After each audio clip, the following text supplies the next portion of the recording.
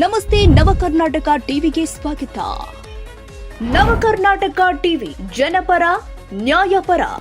ನೀವಿನ್ನ ನಮ್ಮ channel subscribe ಮಾಡಿಲ್ಲ ಅಂದ್ರೆ ಈ ಕೂಡಲೇ ಲೈಕ್ ಮಾಡಿ, ಶೇರ್ ಮಾಡಿ, ಸಬ್ಸ್ಕ್ರೈಬ್ ಮಾಡಿ, ತಪ್ಪದೆ ಬೆಲ್ ಐಕಾನ್ ಕ್ಲಿಕ್ ಮಾಡಿ.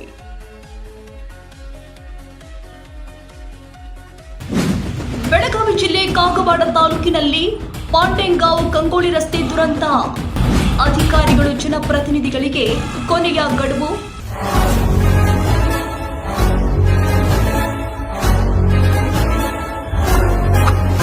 ಕಾಮಗಾರಿ ಆರಂಭವಾಗದಿದ್ರೆ ಉಗ್ರ ರಸ್ತೆ ತಡೆ ಚಳವಳಿ. ಚುನಾವಣೆ ಸಮಯದಲ್ಲಿ ನೀಡಿದ ಭರವಸೆಗಳು ಕೇವಲ ಮತ ಬ್ಯಾಂಕಿಗೆ ಸೀಮಿತವಾಗಿದೆ. ಗೆದ್ದ ಮೇಲೆ ಜನಪ್ರತಿನಿಧಿಗಳು ಈ ಕಡೆ ತಿರುಗಿಯೂ ಕೂಡ ನೋಡ್ತಾ ಇಲ್ಲ. ಇತ್ತ ಸಂಬಂಧಪಟ್ಟ ಇಲಾಖೆ ಅಧಿಕಾರಿಗಳು ಕುರುಡರಂತೆ ವರ್ತನೆ ಮಾಡ್ತಾ ಇದ್ದಾರೆ. ಗ್ಯಾರಂಟಿ ಹೆಸರಲ್ಲಿ ರಸ್ತೆ ಅಭಿವೃದ್ಧಿಯನ್ನ ಸಂಪೂರ್ಣವಾಗಿ ಮೂಲೆಗುಂಪು ಮಾಡಲಾಗಿದೆ ಎಂದು ಬೆಳಗಾವಿ ಜಿಲ್ಲೆಯ ಕಾಗವಾಡ ತಾಲೂಕಿನ ಪಾಂಡೆಂಗಾಂವ್ ಮತ್ತು ಕಂಗೋಳಿ ಗ್ರಾಮಸ್ಥರು ತೀವ್ರ ಆಕ್ರೋಶ ವ್ಯಕ್ತಪಡಿಸಿದ್ದಾರೆ.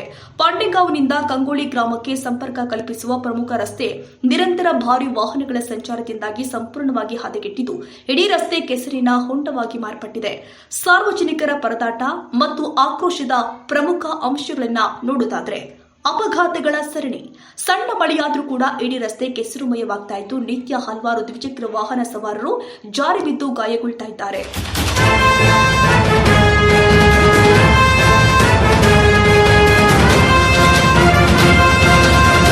ವಿದ್ಯಾರ್ಥಿಗಳು ಶಾಲಾ ಕಾಲೇಜುಗಳಿಗೆ ತೆರಳಲು, ವಯೋವೃದ್ಧರು ಕುಡಿಯುವ ಫಿಲ್ಟರ್ ನೀರು ತರಲು ತೀವ್ರ ತೊಂದರೆ ಅನುಭವಿಸುತ್ತಿದ್ದಾರೆ. ತುರ್ತು ಸಂದರ್ಭಗಳಲ್ಲಿ ರೋಗಿಗಳನ್ನ ಮತ್ತು ಗರ್ಭಿಣಿಯರನ್ನ ಆಸ್ಪತ್ರೆಗೆ ಕರೆದೊಯ್ಯುವುದು ಅಗ್ನಿ ಪರೀಕ್ಷೆಯಾಗಿದ್ದು ಪ್ರಾಣಾಪಾಯದ ಭೀತಿ ಎದುರಾಗಿದೆ. ಎಲ್ಲ ಹಂತದಲ್ಲೂ ಮನವಿ ಸಲ್ಲಿಸಿದ್ರೂ ನಿರ್ಲಕ್ಷ್ಯ.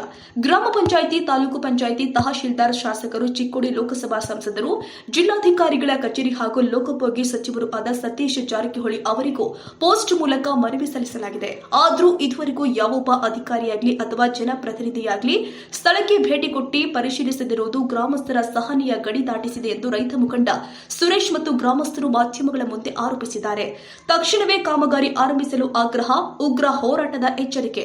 ಇನ್ನಾದರೂ ಸಂಬಂಧಪಟ್ಟ ಅಧಿಕಾರಿಗಳು ಹಾಗೂ ಜನಪ್ರತಿನಿಧಿಗಳು ತಕ್ಷಣ ಎಚ್ಚೆತ್ತುಕೊಂಡು ಕೂಡಲೇ ರಸ್ತೆಗೆ ಜಲ್ಲಿ ಹಾಕಿ ತಾತ್ಕಾಲಿಕ ರಿಪೇರಿ ಕೆಲಸವನ್ನ ತಕ್ಷಣವೇ ಪ್ರಾರಂಭಿಸಬೇಕು ಮತ್ತು ಶೀಘ್ರದಲ್ಲಿ ಶಾಶ್ವತ ರಸ್ತೆ ನಿರ್ಮಾಣಕ್ಕೆ ಚಾಲನೆ ಕೊಡಬೇಕು. ಇಲ್ಲವಾದಲ್ಲಿ ಯಾವುದೇ ಮುನ್ಸೂಚನೆ ಕೊಡದೆ ಪಾಂಡೆಂಗಾಂವ್ ಕಂಗೋಳಿ ರಸ್ತೆ ತಡೆದು ತಹಶೀಲ್ದಾರ್ ಹಾಗೂ ಪಿಡಬ್ಲ್ಯೂಡಿ ಕಚೇರಿಗೆ ಮುತ್ತಿಗೆ ಹಾಕಿ ಉಗ್ರ ಸ್ವರೂಪದ ಹೋರಾಟ ರೂಪಿಸಲಾಗುತ್ತೆ ಅಂತ ಸ್ಥಳೀಯರು ಎಚ್ಚರಿಸಿದ್ದಾರೆ.